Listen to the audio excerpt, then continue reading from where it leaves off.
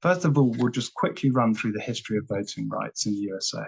So what it's very easy to forget is that although the civil rights movement happens in the 1960s, and most people see that as Black people in America demanding the right to vote, in fact, technically on paper, Black people should have had the equal right to vote since the 15th Amendment that was passed in 1870.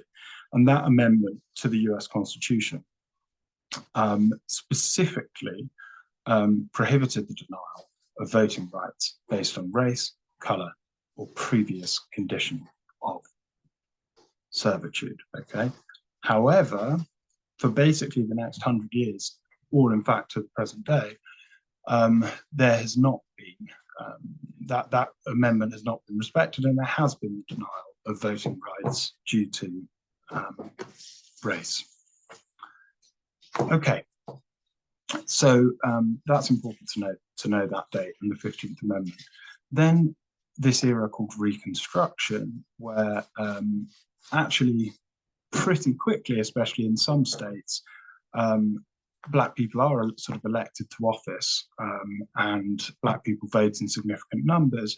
But then quite quickly you get this sort of backlash, something called the Jim Crow laws, where there were lots of ways that certain states and certain communities worked out ways to stop Black people voting and getting political power. Things like certain taxes.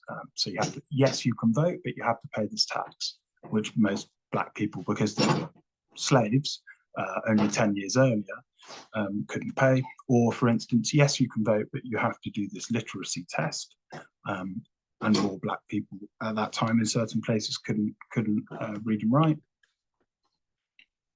Or yes, you can vote, but your grandfather has to have been white or a citizen of the state or something.